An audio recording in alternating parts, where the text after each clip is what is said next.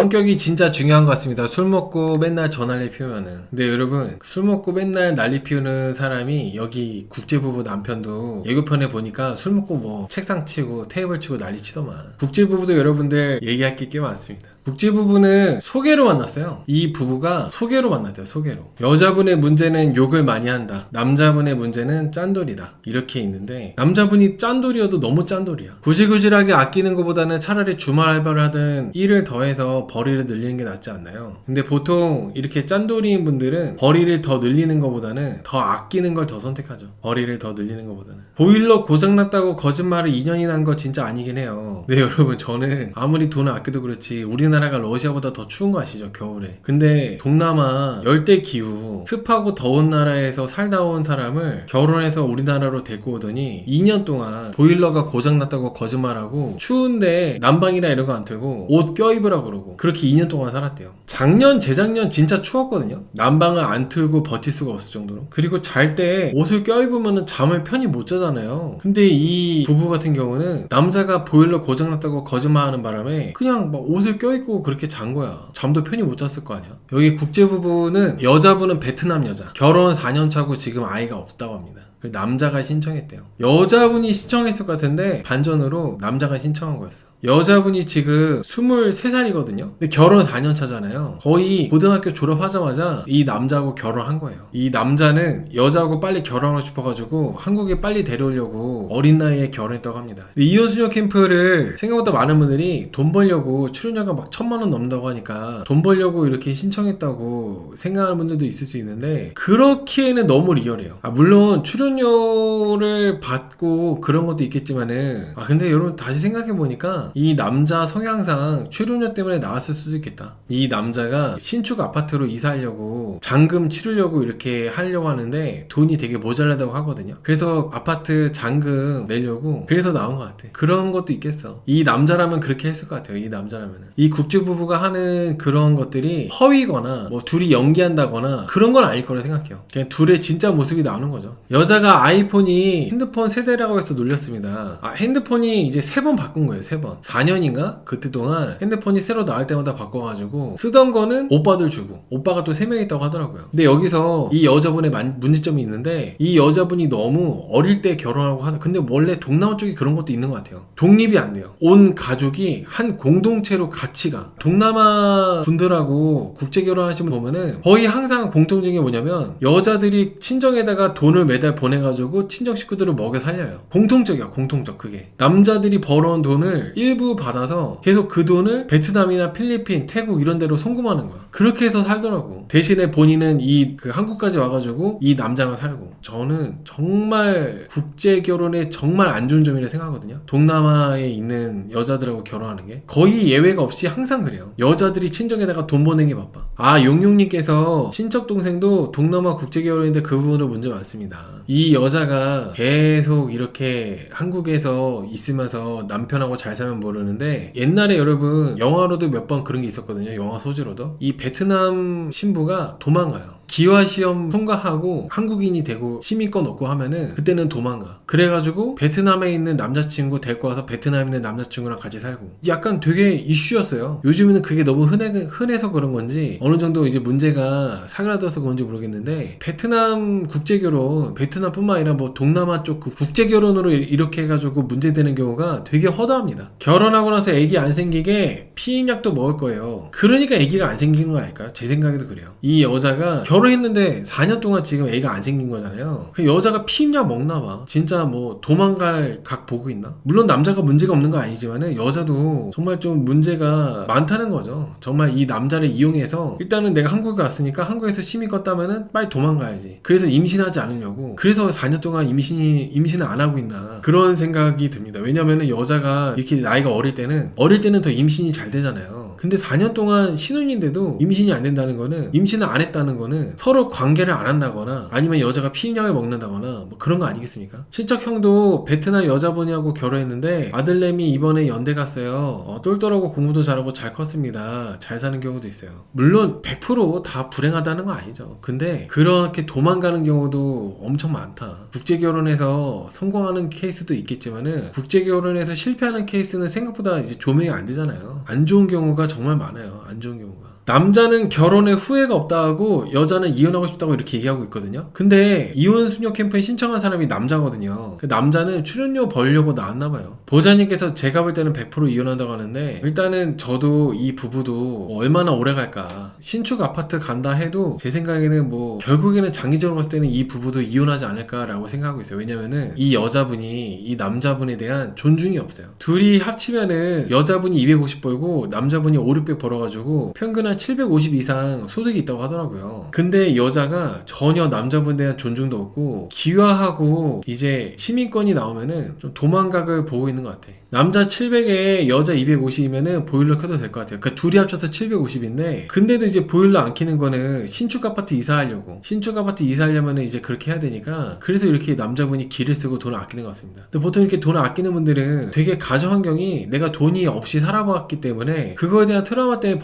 아끼는 경우가 많거든요. 다음 주 예고편 보니까 이성 교수님하고 상담받을 때 남자분이 막 오열을 하더라고요. 아마 어릴 때 돈이 없어가지고 막 서러웠던 거, 그런 거 얘기하면서 막 우는 게 아닐까 싶습니다. 저는 국제결혼이든 뭐 우리나라 사람끼리 결혼하든 시댁이든 친정부모든 자주 신혼집에 오면 올수록 불행이 커진다고 생각하거든요. 반드시 양가 어른들, 처가 식구든 시댁이든 자주 오면 올수록 그냥 가정이 망가지는 거야. 근데 여기 베트남 여자분, 이 여자분 부모님하고 그 식구들이 한국에 되게 자주 온대요. 근데 반전인 거는 이 여자도 베트남에 자주 가. 너무 기괴하지 않습니까? 베트남에서 이 여자가 뭔 짓거리 할 줄 알고, 그리고 처가 식구들이 이렇게 자주 오게 하면은 이 남자분하고 여자분의 그런 가정생활은 또 어떻게 되는 거야? 1년에 뭐 한 3, 4번 온대요. 여자분도 막 뭐 10번 넘게 갔고, 어떻게 보면은 이 남자가 아까 어떤 분이 얘기한 것처럼 이용당하고 있는 거죠. 그리고 오늘 그 이번 방송에서도 이 여자의 부모님이 이 남자 집에 와 있었거든요. 근데 지들끼리 베트남어로 얘기하고 이 남자는 안 껴주고, 남자분이 궁금해서 무슨 얘기하냐고 물어보니까 이 여자는 말도 안 해주더라고요. 저는 진짜 쌍욕 나왔어요. 쌍욕. 그러니까 국제결혼이 좋은 게 아니야. 우리나라 여자 만나느니 베트남 여자 만나면 된다, 동남아 여자 만나면 된다, 동남아 어린 여자 만나면 된다라고 하는데, 이런 단점들이 명확해요. 진짜 이게 뭐 다 그런 거 아니겠지만은 이런 케이스가 정말 많아. 제가 완전 편협하게 일부를 갖고 크게 얘기하는 게 아니라, 조금만 뭐 베트남 안에 도망갔음 뭐 이런 거 찾아보잖아요. 베트남 안에 뭐 바람 났다 이런 거 수둔 빽빽해. 맞아요. 그냥 돈줄로만 보는 거죠. 돈줄이고 이용만 당하는 거지. 그렇게 해서 시민권 따면은 이혼한 다음에 베트남에 있는 남자친구 데리고 와서 그 남자랑 산다니까. 그런 케이스가 정말 많대요. 그리고 애초에 이 여자의 부모가 이 남자 집에 자주 온다는 것 자체가 너무 비정상입니다. 물론 그 베트남에 있는 부모가 여기 한국에 오거나 그럴 때 이 여자가 다 돈을 대고, 부모가 와 있는 동안에 생활비나 식비도 이 여자가 다 댄대요. 이 여자가 돈을 버니까.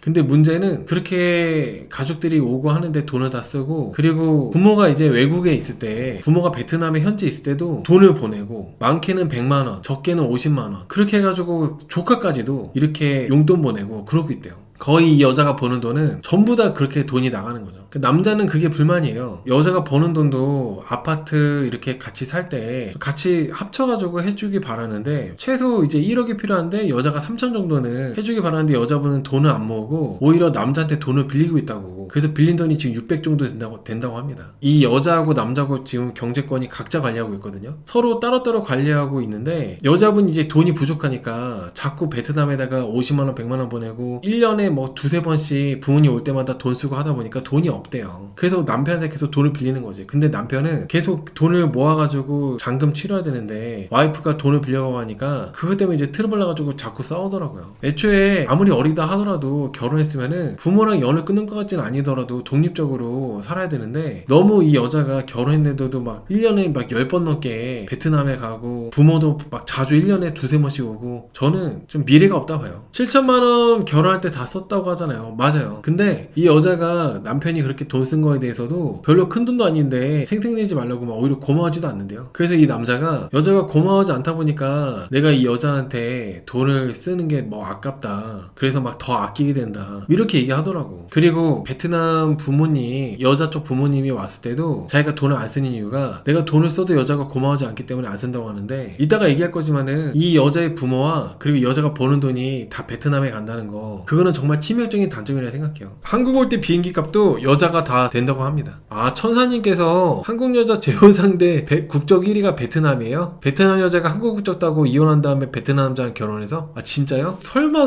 했는데 찾으니까 금방 나오네. 진짜네. 천사님 말씀대로. 와, 이거 진짜 문제다. 아니, 이게 뭐야?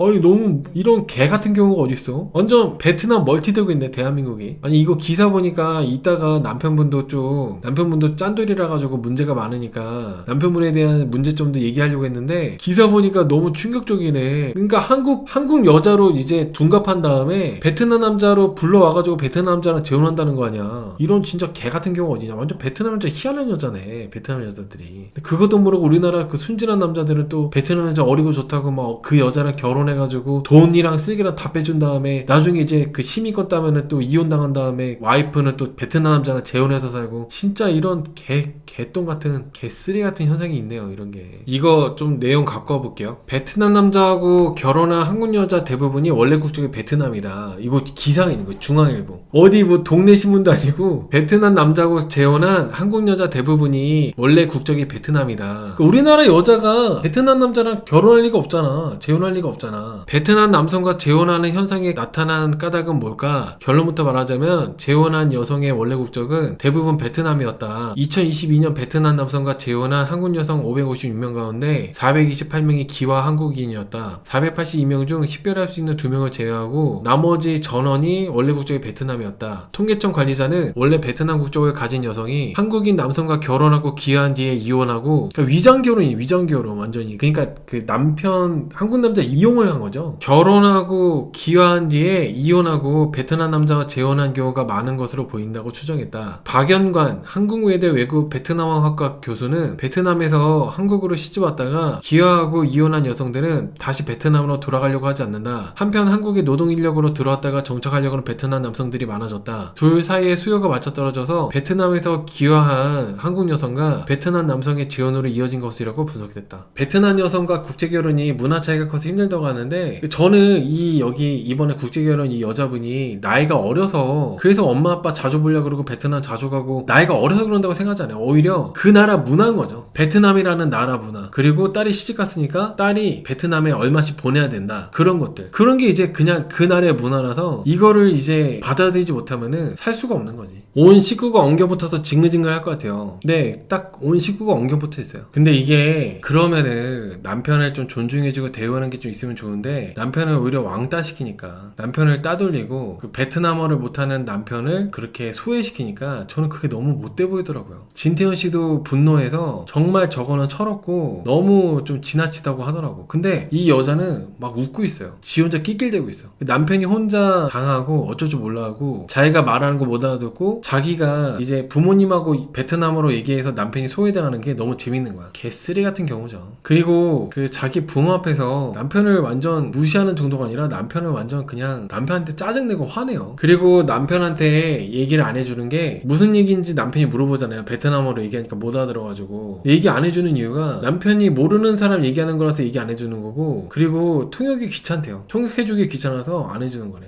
근데 너무 진짜 한국 오고 싶어서 결혼한 거야. 한국 오고 싶어서. 그러니까 베트남에 약간 정조관념이 좀 없나? 나의 그런 정조관념보다도 한국에 오는 게 더 우선인 건가? 나의 어떤 그런 여성으로서의 그런 걸 바쳐서라도 한국에 와서 한국에 정착한 다음에 어떻게든지 한국에서 사는 거, 그게 우선이라 가지고 일단 그렇게 하는 건가? 남편에 대한 사랑과 존중이 전혀 없어요. 통역이 귀찮아서 통역을 안 해준 것 뿐만 아니라 일부러 남편이 말한 거를 자기 부모한테 아주 잘못되게 얘기를 해가지고 남편하고 부모 사이도 멀어지게 해놓고, 어떤 일이 있었냐면은 그거를 한국에 돌아갈 때까지 그렇게 잘못 통역해준 거를 얘기를 안 해줬대요. 이 여자가 베트남 부모님이 갔을 때 베트남에 간 부모님한테는 나중에 얘기해줬다고 하는데, 제가 봤을 땐 그거 거짓말일 것 같아. 한국에 있는 동안에도 남편이 그거 빨리 제대로 얘기하라고 했는데도 끝까지 얘기 안 해줬잖아요. 오히려 남편한테 미친 거리고 그만하라 그러고. 근데 그렇게 했는데 베트남에 간 부모님한테 사실은 뭐 내가 장난으로 그랬다고 그렇게 얘기해줬을까요? 제가 봤을 때 안 해줬을 것 같아요. 그리고 애초에 이 여자의 부모도 이 남자를 그렇게까지 신경 안 쓰는 것 같아요. 여자의 부모도 이 남자를 이용하고 있기 때문에 그렇게까지 막 바로 잡고 그러려고 하지도 않는 것 같더라고. 현재 살아보면 국제결혼 결사 반대하게 됩니다. 국제결혼 예전에도 한번 말씀드렸었는데, 물론 국제결혼해서 잘 사는 분들도 있죠. 근데 제가 우리나라 땅을 밟고 살아온 사람들이 우리나라 사람들끼리 결혼해서 사는 게 그게 좋든 싫든 그 안에서 나랑 만난 사람을 찾는 게 그게 최선이지, 아예 다른 나라 땅에서 살아온 사람들 있잖아요. 다른 나라 땅, 다른 나라 문화, 다른 나라 기후 이렇게 살아온 사람들하고 내가 이렇게 만나는 거는 정말 위험하고 정말 이거는 좀 저는 그렇게 좋게 보지 않아요. 그게 동남아뿐만 아니라 유럽이든 선진국 미국이나 뭐 일본이나 어떤 나라가 됐든지 간에 뭐 단순하게 뭐 여자 이쁘면 됐다 해서 뭐 우크라이나 여자 만나면 된다, 뭐 유럽 여자 뭐 이렇게 뭐 이쁜 여자 뭐 만나면 한다고 하는데, 러시아 여자 만나면 된다 뭐 그렇게 얘기하는데, 실상 현실은 그렇지 않다는 거지. 사는 거는 얼굴 뜯어먹고 사는 게 아니잖아요. 사는 거는 이제 그 문화가 뭔가 좀 그게 맞아야 되다 보니까, 물론 정말 막 이현숙 캠프에 나오는 말도 안 되는 우리나라 이상한 여자들도 많긴 해요. 있죠 분명히. 근데 다른 나라는 차원이 다른다는 거지. 우리나라에서는 정말 완전 경악할 만한 뭐 이렇게 말도 안 된다 이렇게 생각하는 것들이 이 베트남 같은 나라에는 당연하게 되는 것들이 있고 하니까 온 가족이 막 구질구질하게 완전 엉켜가지고 살아야 되는데, 우리나라 남자들 대다수는 못 버텨요. 아무리 베트남 여자가 이쁘고 어리다 하더라도 어리고 이쁜 건 잠깐이야. 저는 국제결혼이 그렇게 막 긍정적으로 봤던 적이 한 번도 없어요 저는. 그리고 이 여자의 부모도 아무리 베트남 문화가 그런다 하더라도 사위 집에 계속 이렇게 오는다는 것 자체가 이상한 거죠. 기괴한 거고. 딸을 대한민국에 시집 보냈으면은 대한민국 문화에 맞춰서 살게끔 해야지, 왜 지들이 1년에 3번씩 이렇게 한국에 오고 있어. 1년에 3번씩 넘게. 남자는 베트남 부모님이 올 때마다 모시러 가고 데려다 드리고 그러고 있다고 합니다. 물론 이따가 또 얘기할 거지만은 남자가 되게 쪼잔해가지고 그럴 때마다 생색내고 기름값 네가 넣으라 그러고 그러고 있어요. 저는 여기 친정 부모, 이 여자의 처가 식구들이, 베트남 그 부모들이 한국에 와봤자 그냥 뭐 하루 이틀 있다가 가고 한 2, 3일 있다 가고, 그러니까 이제 하루 이틀 있다는 게 여기 남자 쪽 집에는 하루 이틀만 있고 나머지 2, 3일 정도는 뭐 다른 데 여행 다니고 그러다가 이제 베트남으로 다시 돌아가고, 저는 그럴 줄 알았는데 일단 기본 일주일이고 길게 있으면 한두 달도 있는데요. 베트남 부모가 한번 오면은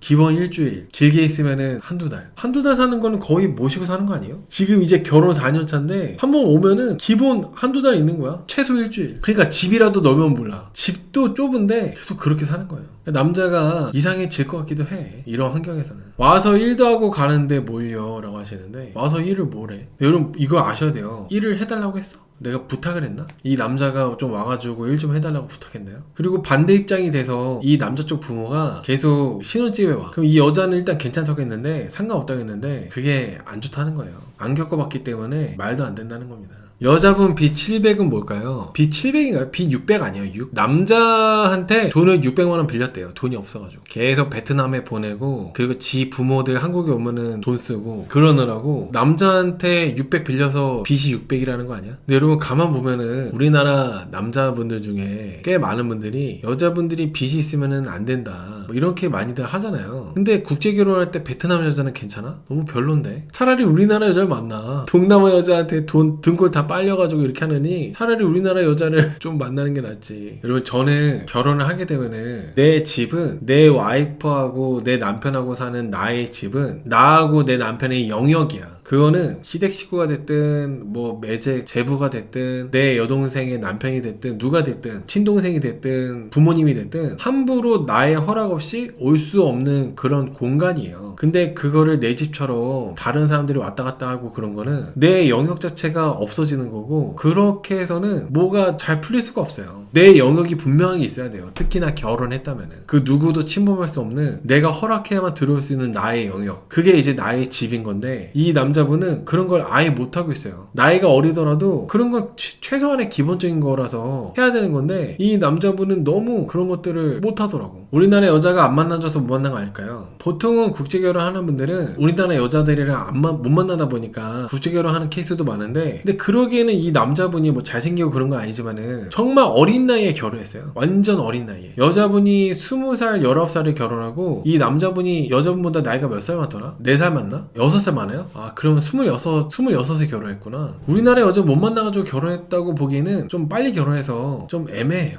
그래서 저는 여자가 남편이 혼자서 이제 집안일도 다 하고 쓰레기도 버리고 청소도 하고 막 그러거든요. 남자는 지금 당장 해야 되는 사람이고, 여자는 나중에 한다고 하면서 남자가 하게 냅둬요. 남자가 하게끔 밀어버려. 이것도 이렇게 하는 관계가 오래 못 가거든요. 생활 습관도 다르고 언어도 다르고 문화도 다르고 뭐 하나 맞는 게 하나도 없어요. 지금 결혼 4년 차니까 남자가 30살이고 여자가 24살. 남자분이 지금 아파트도 사야 되고 돈 들어갈 때도 많고 하다 보니까 돈이 너무 없어서 여자분한테 어렵게 우리 가정의 가계가 좋지 않다 얘기를 했거든요. 근데 여자가 뭐라 하냐면 나는 네가 그렇게 돈이 없는지 몰랐다. 남자가 우리 지금 아껴서 살고 있고 우리 이사 하려면 아끼고 아껴야 된다 이렇게 얘기했는데 저금하지 말라고. 그렇게 아끼자는 소리 하지 말고 저금하지 말라고 막 얘기하더라고. 여기 신축 아파트 본인이 가고 싶다고 해가지고 그래서 이제 남자분이 이렇게 좀 무리해서 이렇게 한 거였거든요. 근데 막상 남자가 돈이 없다고 하니까 그럼 가지마, 계약금 날려, 그냥 돈 날려버려, 막 이렇게 막 무책임하게 얘기하더라고. 난 모르는 일이다 이런 식으로. 진짜 좀 대책이 없어요. 베트남 여자들이 다 이러진 않겠지만은 진짜 대책이 없어. 아무 생각이 없어요.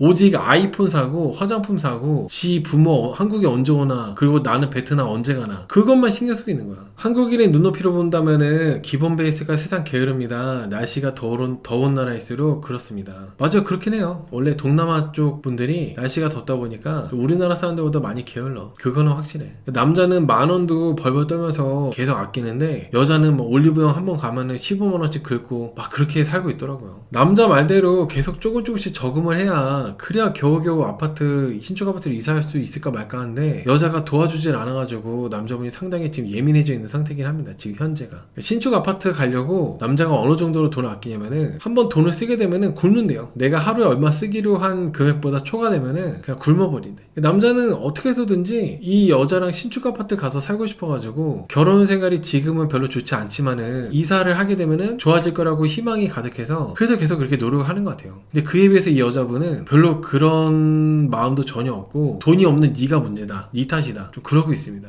아주 철이 없는 정도가 아니라 되게 영악하다고 해야 되나? 그 남편이 괴로워하고 힘들어하는 거를 보면서 즐겨요. 남자분이 여자분 뭐 선물로 에어팟 사줬는데 여자분이 덤벙거려가지고 에어팟도 금방 잊어버렸다고 하더라고. 얼마 되지도 않아가지고. 군대에서 나올 때 7천만 원 있던 것도 대단하던데 그 남자분이 좀 생활력이 있어요. 보통 군대 있을 때도 돈을 모아서 나오는 사람들보다도 돈을 다 쓰거나 그럴 텐데 이 남자분이 정말 구두쇠인 거죠. 구두쇠. 엄청 돈을 잘 모으는 거죠. 에어팟 잃어버리고 그게 내 탓이냐 말한 것도 어이없어요. 이 여자분은 그냥 좀 막무가내예요. 막무가내. 자기 마음대로 그냥 막무가내로 하는 건데 막무가내로. 저 남편이 여자한테 100만원만 적금하고 나머지 쓰라고 한 거는 친정 도와주는 문화를 이해한 겁니다. 진짜 짠돌이 남편 입장에서는 최대한 배려한 거예요.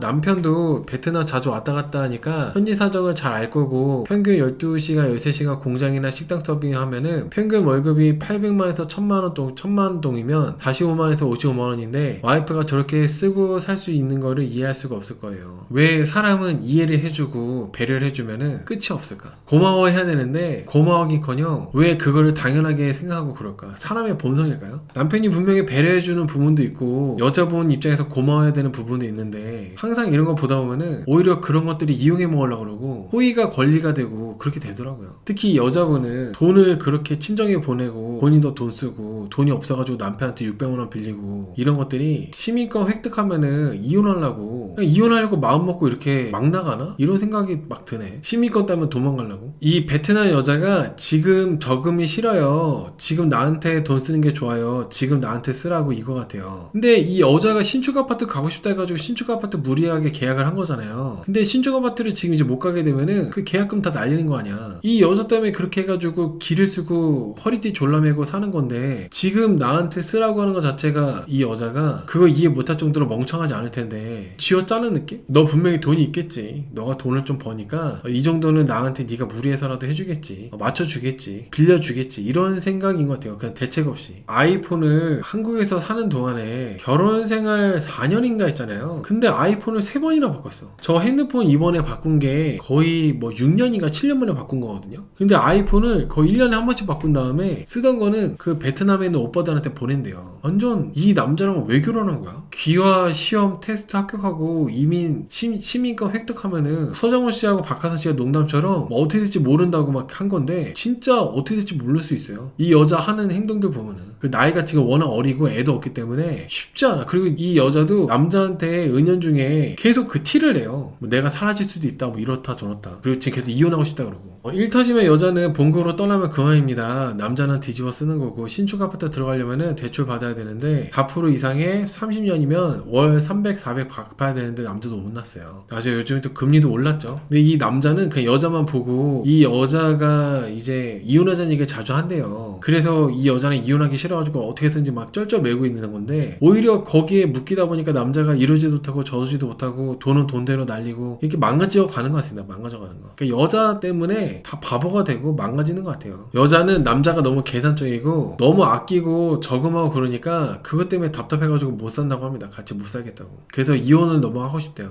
여자는 지금 저금을 딱히 안 하고 있고 가족들을 도와주느라고 돈을 다 써버리고 있어요. 근데 여러분 한 달에 진짜 막 20만원 30만원도 큰 돈이잖아요. 근데 한 달에 베트남 거기 있는 가족들한테 100만원 50만원 보내는 게 너무 진짜 대책 없어. 동남아 여자들이 꼭 이러더라고. 결혼 전에도 살았잖아. 입이 하나 줄었잖아. 결혼했으니까 내가. 근데 왜 베트남에 왜 그렇게 돈을 보내야 되는 거야? 결혼 전에도 계속 이렇게 살았잖아요. 결혼 전에도 이렇게 한 달에 돈을 보내지 않아도 잘 살아왔는데 왜 그렇게 베트남에 돈을 보내고 베트남 여자들은 왜 그런지 모르겠어. 아무리 문화라 하더라도 남자가 그런 여자를 선택해놓고 그 여자를 탓하는 게 맞나요? 그럼 한국 여자랑 결혼해라 라고 하시는데 이 정도일 줄 알고 결혼했을까? 베트남 여자랑 결혼하는 분들이 대다수가 이런 일들이 나한테 있을 거라고 예상하고 결혼한 사람들이 있을까요? 결혼하고 이제 살다 보니까 이 사람이 매달 자기 처가에다가 50만원 100만원 보내고 베트남에도 자주 가야 되고 그리고 베트남에 있는 부모님도 한국에 자주 와야 되고 결혼하고 알았겠죠. 결혼하고 남편한테 쓰려고 욕을 배운 것 자체가 애정이 없는 것 같아요. 저는 이 남자가 여자한테 욕을 많이 해가지고 남편한테 욕을 배운 줄 알았거든요. 근데 알고 보니까 여자가 남편한테 욕하고 싶어가지고 따로 인터넷 보면서 배웠대요. 리봉님 말씀대로 그냥 애정이 없는 거죠. 내가 한국에 오기 위한 수단이었던 거지 도구였을 뿐인 거지 내가 사랑하는 존재가 아니었던 거지. 그리고 남편보다 신축 아파트가 좋대요. 이 남자가 설마 바보같이 명의도 이 여자한테 주는 거 아니겠죠? 아니면은 결혼기간 뭐 1년 2년만 더 채우면은 재산분할 받을 수 있으니까 재산분할 노리고 있나? 어강이 별로라서 욕도 타격이 별로라고요? 아니 그래도 남편한테 계속 그렇게 욕하고 그러면 어떡해. 애도 없고 10년도 안 됐는데 무슨 재산분할인가요? 이 부부가 지금 결혼 4년 차인가 그래요. 재산분할이 몇 년 차부터 되냐면은 5년 차. 5년 정도 살면은 재산분할 30%, 10년 살면은 50%. 법이 그래. 애가 있든 없든지 간에 이 부부가 여자도 지금 맞벌이 하고 있잖아요. 맞벌이. 아무튼 그렇다는 거예요. 지금도 툭 하면은 이혼하자고 그런 얘기를 자주 하는데 이 여자가 과연 이혼 안 하고 이 남자는 잘 살까? 돈은 돈대로 재산분할 받고 이혼하려고 할 것 같아. 맞벌이에도 자기 돈을 자기가 다 썼고 생활비 지출 내역이 없으므로 재산분할이 안 됩니다. 아니 서로 뭐 식비나 이런 거 같이 먹고 같이 쓰고 이런 게 많아요. 재산분할이 요즘에 금방 나오잖아 이렇게. 이거 참고해. 혼인기간이 5년도 안 되고 3년 이내여도 재산의 10에서 30% 정도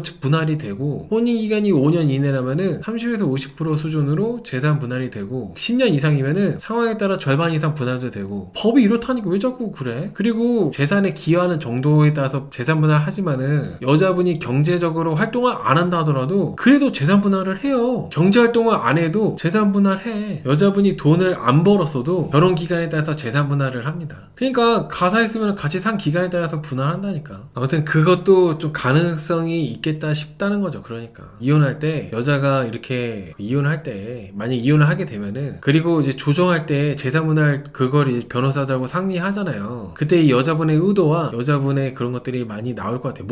목적이나 이런 것들이. 애초에 남편보다도 신축 아파트가 더 좋다고 하고 있으니까 미래가 뻔하죠. 뭐 당신하고 함께라면 내가 어디서 살든 반지하에서 살든 난 다 괜찮아. 너하고 함께라면 나 어디든 좋아. 이런 게 아니라 나는 너보다 신축 아파트가 더 좋아. 이러고 있기 때문에 미래가 어둡다고 생각해요. 여자분이 하도 이혼하자는 얘기를 많이 하니까 여자가 떠날까봐 두려워가지고 남자가 쩔쩔매는 거라고 합니다. 여기까지 이제 여자분 문제 위주로 얘기를 했는데 이 여자 쪽 입장 영상이 나올 때 좀 반전이 많이 나왔었어요. 지금까지는 여자분이 이제 문제가 많았잖아요. 근데 이제 여자 쪽에서 남자가 문제 있는 부분들에 대해서 영상이 나오는데 남자라고 아예 문제가 없지가 않아요. 여자도 문제가 많지만 남자도 상당히 문제가 많습니다. 남자 쪽 문제가 뭐냐면은 돈 때문에 너무 예민하고 술 먹으면은 살짝 폭력적으로 변해요. 뭐 예고편 보니까 힘을 줘가지고 여자를 막 끌어내리고 테이블 흥분해가지고 주먹으로 이제 책상 쳐버리고, 남자도 상당히 찌질하고 계산적이고 하남자 같은 모습이 아주 많죠. 아까 어떤 분이 얘기한 것처럼 정말 돈이 그렇게 필요하고 하나면은 돈을 더 많이 벌면 되는 거 아니냐. 주말에도 쉬지 않고 대리운전 하든 노가다를 뛰든 택배 상하차를 하든 쿠팡 알바를 하든 쿠팡 배달을 하든 그렇게 해가지고 부수입을 이렇게 해가지고 하면 될 텐데, 이 남자분은 그렇게까지는 안 하고 얼굴 최대한 안 쓰고 아끼면서 그 돈을 마련하려고 하는 거죠. 여자도 얼굴이 이쁘고 나이도 젊은데 한국 국적 취득하면은 그거를 이득인 거고, 저 남편은 너무 쪼잔합니다. 아파트 명의도 공동 명의가 아니고 자기 명의고, 얼마나 치사하게 굴었으면 여자가 저렇게까지 할까요? 치사하긴 해요. 근데 치사하다고 해서 여자분처럼 이렇게 하면 안 되고, 여자분처럼 이렇게 한다고 해가지고 남자가 치사하면 안 되고, 요즘에 이렇게 얘기하면은 상당히 듣는 분들이 싫어하던데, 남자도 문제가 많고 저는 여자도 되게 문제가 많고 상당히 문제가 많아요. 아파트 명의 공동 명의로 할지 이 남자분 명의로 할지 아직 안 정해졌어요. 그거 아직 안 나왔어. 그리고 둘 다 맞벌이에요. 여자도 한 250 정도 수입이 있어요. 이 여자분이 제가 아까 말한 되게 영악하고 되게 치사하고 비열한 거랑 별개로 이 남자 쪽 문제에 대해서 얘기를 해보자면은, 이 남자가 여자 쪽 부모님 모셔다 드리고 그럴 때마다 이 여자한테 생색을 내거든요. 기름값 네가 넣어라. 너네 부모님 모셔다 드리느라고 지금 이렇게 차 운전했으니까 기름값은 너가 넣어. 이런 식으로 되게 치사하게 굽니다. 뭐 10,000원에도 벌벌 떠는 사람이니까 그럴 수 있는데, 사실은 이 여자 쪽 부모님이 좀 덜어게끔 하고, 만났을 때 1년에 한 번 정도 만났을 때 남자분이 좀 이렇게 식사도 대접하고 여자분을 위해서 기름도 당연히 그냥 본인이 넣고, 그런 것들이 좋을 텐데 남자분은 일단은 돈이 더 우선이에요. 이 여자가 기분 좋아하고 감사하고 고마워하고 이런 것보다도 나한테 제일 중요하고 소중한 거는 돈이다 보니까 여자분이 되게 치사하게 느끼고 계산적으로 느끼든지 말든지 간에 돈이 제일 우선이야. 돈이 제일 우선. 여자 쪽 부모님이 왔을 때 남자가 이제 돈을 많이 쓰고 했다면은 여자가 거의 뭐 100% 문제가 많을 텐데, 여자 쪽 부모님 왔을 때는 여자가 돈을 다 쓴대요. 남자는 돈을 안 쓴대요. 밥을 사거나 그런 것도 안 돼. 서정훈 씨가 왜 그렇게 처가에 완전히 뭐 밥도 안 사드리고 아예 돈을 안 쓰냐고 물어보니까, 나도 우리 부모님한테 돈도 안 쓰고 여자도 우리 부모한테 돈을 안 쓰는데 내가 뭐하러 처가에 돈 쓰냐고 하면서 이렇게 얘기를 하더라고요. 원래 근데 여러분, 제가 인간관계가 딱 떨어지지가 않거든요. 저 약간 이런 표현을 좋아해요. 인간관계가 좀 계산기 두들려가지고 2 빼기 1은 1 막 이런 식으로 딱 떨어지는 게 아니란 말이죠. 내가 손해보게 되면은 나중에 내가 더 플러스 3이 될 수도 있는 거고, 지금 당장 뭐 플러스 4 플러스 5 되는 게 그거 내 밥그릇 챙기려고 하다가 나중에 보니까 그게 마이너스 5 마이너스 10이 될 수도 있는 거고, 인간관계가 그렇잖아요. 그래서 손해보는 게 오히려 이득 보는 거라고, 그런 얘기가 괜히 있는 게 아니잖아요. 근데 이 남자는 어떻게 해서든지 손해 안 보고, 심지어 내 가족인 여자한테까지도, 이 베트남 여자한테까지도 엄청 계산적으로 돈을 따지니까 여자분이 남자한테 정을 못 느끼는 것 같아요. 남자로 안 보고 치사하게 보고 쪼잔하게 보는 것 같아. 한 번도 안 사드렸대요. 여태까지 결혼하고. 그렇게 친정 식구가 여자 쪽 베트남 처가 쪽이 한국에 자주 오고 했던데도 한 번도 사드린 적이 없는 거야. 그리고 남자가 결혼 당시에 200 정도 초청 비자에다가 비행기 값에다가 그리고 부모님 용돈까지 이렇게 돈이 들어갔었는데, 여자가 그때 돈을 받고도 그닥 고마워하지 않았대요. 그래서 남자가 어차피 해줘도 고맙다는 소리 못 들으니까 왜 해줘야 되냐고 그런 식으로 서정훈 씨한테 얘기했는데, 서정훈 씨가 너는 그런 거 때문에 애초에 결혼하지 말았어야 된다고 이렇게 얘기했거든요. 저도 그 말에 너무 공감해요. 그때 그렇게 결혼 전에, 결혼 준비할 때 여자가 고마워하지도 않고 별로 큰 돈도 아닌데 왜 그러냐 이런 식으로 얘기한 거에 내가 그렇게 해가지고 빈정상하고 그랬다면은 거기서 끝냈어야지. 왜 그때 감정을 지나간 일인데 계속 갖고 와가지고 지금까지도 여자하고 여자 쪽 부모님하고 그럴 필요가 없는 거죠. 남자도 상당히 치사합니다. 근래 TV에서 봤던 사람들 중에 턱시기 이후로 이렇게 치사한 사람 처음 봤어요. 턱시기랑 비슷하거나 턱시기보다 훨씬 더 했으면 더 했지 덜하지 않는 사람인 것 같아요. 그리고 제일 충격적이었던 거는 아까 라이브 초반에 말씀드린 대로 이 남자가 보일러비 아낀다고, 난방비 아낀다고 정말 추운 올해와 작년에 보일러를 한 번도 안 틀었대요. 보일러를 여기 이사와서 튼지, 지금 살고 있는 신혼집에 이사와서 산 지가 2년밖에 안 됐는데 보일러를 일주일 전에 처음 틀었대. 고장났다고 거짓말했다가 거의 학대야. 러시아 여자도 아니고 러시아 여자도 우리나라 오면은 춥다고 하는데 베트남 살다 온 사람이 겨울이 있는지도 모르고 눈이라고는 구경도 못 해보고 온 사람이 우리나라 왔는데 난방도 안 틀고 옷만 껴입고 이렇게 사는 것 자체가 얼마나 힘들었겠어. 저도 혼자 살다 보니까 이 정도면 난방 안 틀고 버텨볼까 하다가도 추워가지고 바로 난방 틀거든요. 진짜 추워요. 그리고 바닥이 너무 차갑다 보니까 이게 막 사람이 감정이 되게 우울해져. 집이 포근하고 따뜻해야 되는데 집이 막 냉기가 흐르고 바닥이 차가지고 발이 시렵고 그러면은 이게 사람 사는 건가 싶고 되게 현타가 오고 우울해지거든요. 여자분이 지금 나이가 어리니까 그냥 아유 남자가 쪼잔해가지고 이런 거보다 하고 일단은 이렇게 사는 거지, 여자분이 나이가 좀 더 나이가 있고 사람에 대한 경험치가 인생 경험치가 있었으면은 이런 남자랑 하루도 못 살 것 같아요. 하루도. 따뜻해야 여유도 생깁니다. 맞아요. 따뜻해야 여유도 생기지. 내 자신과 그리고 내 가족한테 이런 당연한 필수적인 생활 부분 있잖아요. 그런 거에 대해서 돈을 너무 아끼는 거는 그렇죠. 겨울에 난방을 안 틀면 어떡하라는 거야. 근데 정말 플로렌스님 말씀대로 좀 따뜻해야 여유가 생겨요. 따뜻해야. 너무 춥고 그러면은 사람이 무기력해져. 그리고 이불 밖으로 안 나오려고 그러고. 친구가 놀러 오지 않았으면은 아직도 보일러 안 틀었을 것 같아요. 충분히 그러고도 낫습니다. 저는 여자분들이든 남자분들이든 특히 여자분들이 남자 만날 때 남자가 정말 너무 막 돈돈거리고 인색해 사람이. 믿고 걸려야 된다고 생각해요.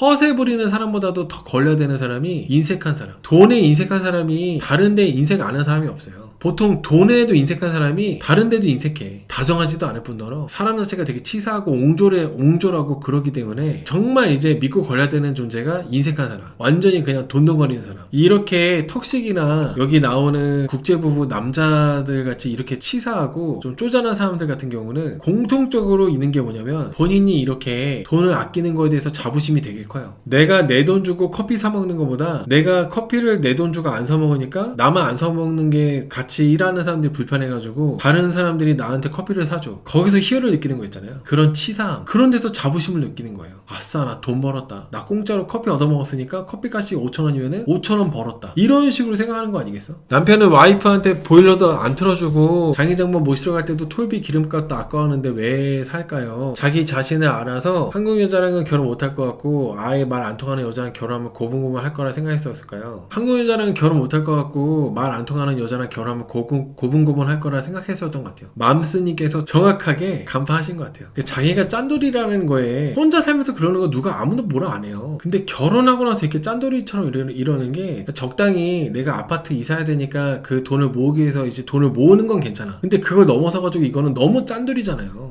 돈이 들어오려다가도 이 사람의 성향 때문에 돈이 나갈 것 같아. 어느 정도로 짠돌이냐면은 본인이 돈을 안 쓰고 와이프가 돈 쓰게끔 하는 거를 되게 기뻐해요. 근데 어떻게 보면 부부는 경제 공동체니까 와이프가 돈 쓴 것도 어떻게 보면 우리 돈이나 마찬가지인 건데 일단 이 남자는 와이프가 나한테 돈 쓴 거를 되게 좋아해. 자기가 돈 나가는 거 싫어하고. 그리고 여자한테 생일 선물로 60만 원 줬었는데 베트남 갈 때 다시 비행기표 사야 되니까 돈 내놓으라고 해가지고 다시 돈 가져왔어요. 완전 뭐야 인색함의 절정이라 해야 되나? 너무 인색해. 와이프한테 생일 선물로 60만 원 준 거 돈 다시 뺐고 20살에 직업군인 한 거 보면은 대학도 안 간 거 보면 학창시절에 집안 환경이 너무 어려워서 그런 거 아닐까요? 근데 여러분 집안 사정이 어렵다 하더라도 너무 이게 좀 많이 지나치다 생각해요. 혼자 살면 상관이 없다니까. 가정이 있는데 결혼했는데 계속 이러는 게 이 정도까지 짠돌이라는 건 저는 되게 좀 문제라고 봅니다.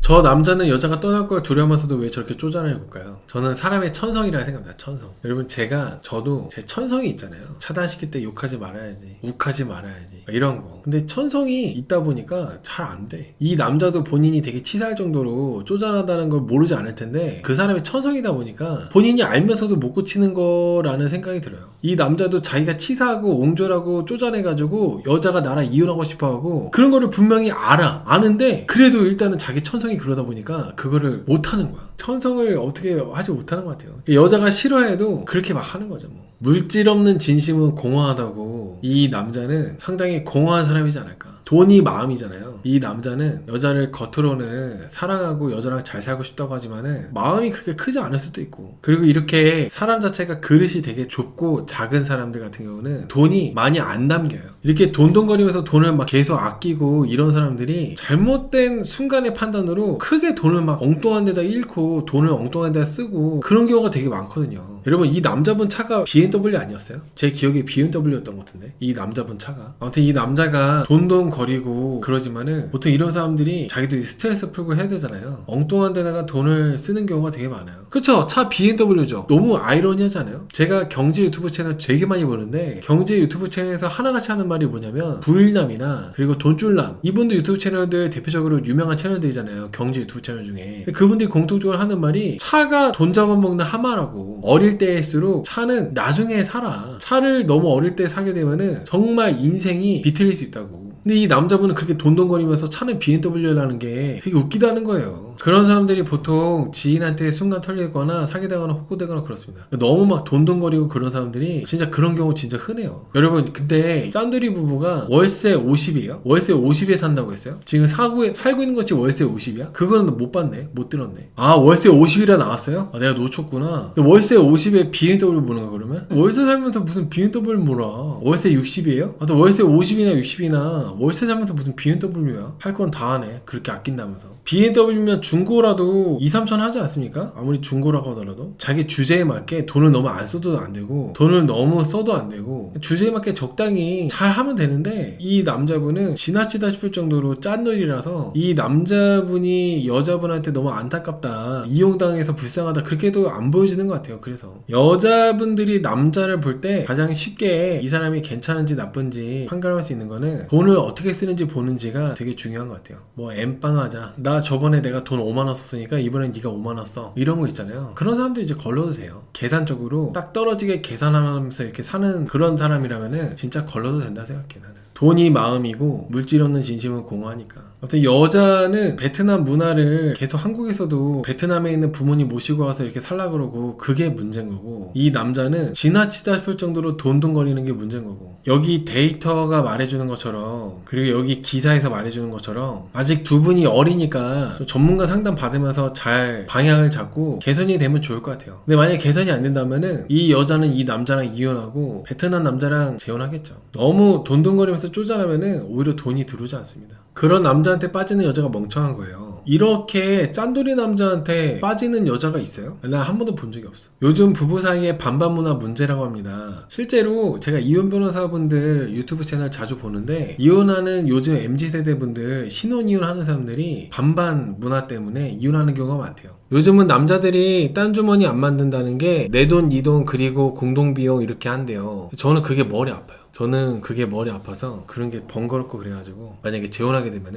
되는 여자분한테 다 맡기고 그렇게 살 겁니다. 떡볶이 조아님께서 저 남자가 너무 싫은데 이미 저 여자는 학비도 다 갚아주고 받을 거 다 받고 이제 곧 기아하고 한국 정착할 것 같으니까 꼴보기 싫어요. 이 여자분 학비도 갚아줬어요? 나 왜 못 들었지? 학비까지도 갚아줬어 남자가? 이 여자분도 그렇게까지 남자분한테 밥 많이 받았으면은 양심이 있으면은 이 남자하고 별것도 아닌 걸로 막 이혼하려고 하고 그러면 안 되지. 토해내던가. 받을 거 다 받아놓고 기아하면은 딴 남자랑 바람나면 그건 뭐야? 학비까지도 다 해준지는 몰랐네. 아무튼 이 남자의 성향이 신축 아파트 이사하고 조금 변하지 않는다면은 이혼하게 될 것 같아요. 이 여자분도 계속 남편을 존중보다는 무시하고 친정 식구들을 친정 엄마 아빠 그렇게 한국에 자주 오게끔 하고 이러면은 이혼하게 될 거라고 생각합니다. 저번에 19기였나요? 18기였나? 저번 기수 이혼 수녀 캠프 기수분들이 생각보다 힐링 기수였고 20기인가요? 이번 기수분들이 조금 이혼에 가까운 아차하면 이혼할 수도 있는 이혼 확률이 높은 부부들이 많이 나온 것 같아요. 남자가 군대 제대할 때 7천만원 있었다고 했었는데 그 돈으로 여자한테 학자금 대출 갚아준 거랑 뭐 하나 있었는데 한국어 뭐 해줬다고 했나? 그것 때문에 여자한테 돈 많이 들어갔다고 했었어요. 아 그래요? 근데도 이 여자분은 고마운 마음보다는 이 남자분을 무시하고 하는 게 좀 그렇다. 왜 남자들은 자기가 여자를 사랑하는 것만 생각하고 여자가 자기를 좋아하는지는 생각을 안 할까요? 이 사람이 그런 거야. 요즘 남자들 잘 안 그래. 요즘 남자들이 다 많이 너구리처럼 돼가지고 여러분 투표 한 번씩 해주세요. 누가 더 문제인 것 같은지 투표 한 번씩 해주세요. 쪼잔한 남자가 문제인지 아니면 영악한 베트남 여자가 문제인지 투표 한 번씩 부탁드립니다. 남자가 저 여자랑 사는 목적 모르겠다고요? 이쁘잖아요. 어리고 이쁘니까 그래서 사는 거죠 뭐.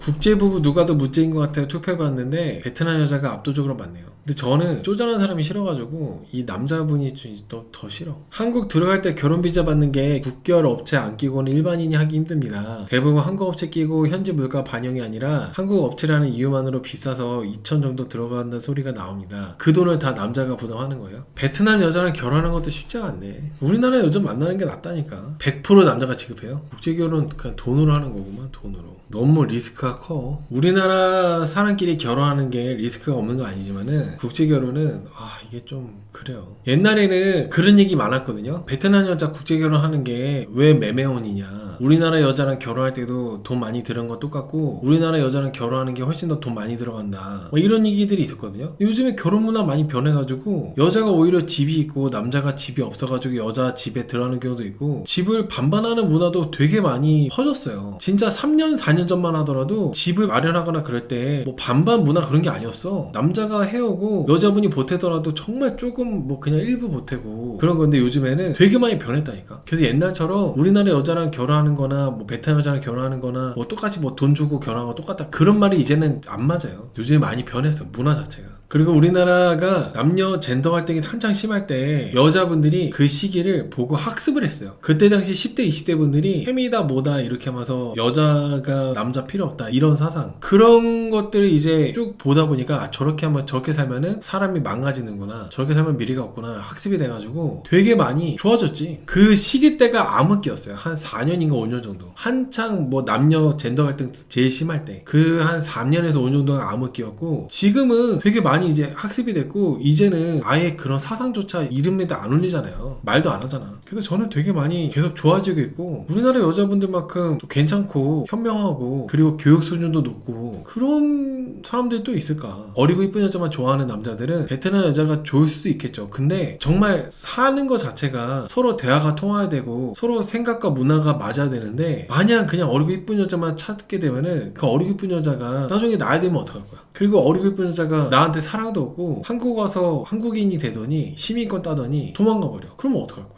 도망갈 때마다 몇 천만 원씩 들여가지고 베트남에서 또 데리고 올 거예요. 저는 그런 게 너무 걸려요. 외국에서 이렇게 살아온 사람이 외국에서 어떤 사람인지 모르잖아. 우리나라는 대략 어느 지역에서 무슨 일을 했고 어느 정도의 교육을 받았고 이러면은 이 사람이 어떤 인생을 살았구나 예측이 되잖아요. 근데 완전 뭐 동남아뿐만 아니라 완전 러시아, 미국 이런 데는 내가 정말 뭐 유학 가서 그 나라에서 만났다거나 그러지 않는 이상은 몰라 이 사람이 뭐 하는 사람이었는지 몰라. 난 너무 위험한 것 같아. 이쁘고 어린 근데 나이 많은 남자한테 맞고 사는 여자들도 예전에 많았는데 요즘은 덜하겠지만 진짜 그런 거는 한국 아저씨 너무하다 싶었는데 요즘에는 진짜 그런 경우가 많이 없어요. 오히려 다른 나라가 더 심해. 우리나라는 진짜 좋은 쪽으로 많이 변했어. 남자가 돈 버는 거에만 신경 써가지고 사람 보는 눈이 없었던 것 같아요. 사람이 상대적인 거라고. 이 남자랑 살다 보니까 여자가 이렇게 된 거지 이 여자가 또 다른 사람을 살았으면 또 달랐을 것 같아요. 사람이 상대적이잖아요. 너무 사람이 인색하고 쪼잔하면은 같이 살고 있는 상대방도 피폐하게 만들고 예민하게 만들어요.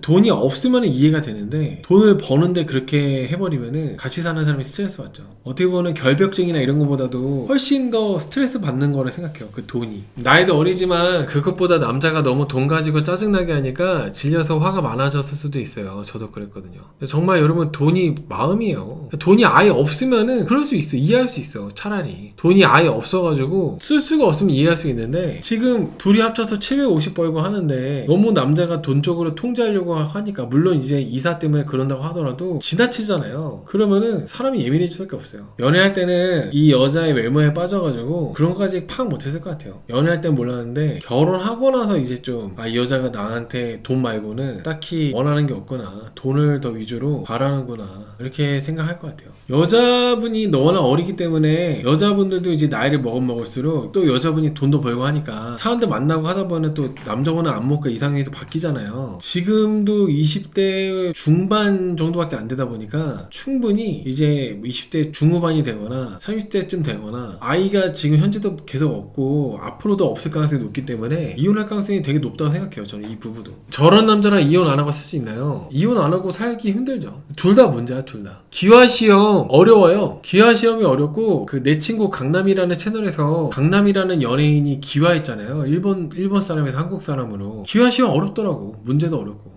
혼인신고하면 기화하는지 모르겠어요. 저는 그거에 대해서 정확히 잘 몰라서 시민권이랑 기화랑 다르나? 모르겠네. 합격률 70%? 적당한 난이도 아닌가? 베트남은 이혼이랑 재혼이 우리나라보다 훨씬 흔합니다. 기화하면은 이혼을 바로 할 것 같아요. 그러니까 초반에 말씀드린 대로 이혼하고 베트남에 있는 남자친구 데려온다거나 우리나라에서 베트남 남자 만난다거나 그렇게 되면 진짜 최악이지 뭐. 남자에 대한 사랑이나 존중이 전혀 없어서 이혼할 확률이 되게 높을 것 같아요. 근데 이번에 베트남 여자하고의 국제결혼이 인식이 안 좋아질 것 같아. 너무 여자분이 도망갈 각을 보고 있는 것 같아서. 베트남 여자 이쁘다고요? 저 베트남 다녀왔었거든요. 2번 정도? 많이 이쁘던데. 그리고 여기 여자분이 너무 하는 행동이 영악해가지고 베트남어도 듣기 싫던데. 20살, 21살인데 애엄마인 경우 진짜 많아요. 그러니까 베트남 여자분들이 결혼도 일찍 하고 애기도 빨리 낳고 그러잖아요. 근데 이 부부가 결혼한 지 벌써 4년인데 여자는 베트남 자주 간다 그러고 제가 봤을 때는 일부러 애기 안 낳고 있는 것 같아. 내 여자가 계속 이혼을 노리고 있다 보니까 그래서 이렇게 안 하고 있는 것 같아. 아무튼 아까 어떤 분이 얘기한 대로 한국 여자 재혼한 외국인 남편 국적 1위가 베트남이라는 게 정말 충격이에요. 나 진짜 이거 너무 충격이야. 충격. 베트남의 줄은 상상도 못했어. 베트남 여자가 우리나라 사람으로 기화를 해가지고 우리나라 남자랑 이혼한 다음에 베트남 남자랑 재혼해가지고 외국인 남자랑 재혼한 제일 높은 비율이 베트남이라는 게 오늘 제일 충격적이었습니다.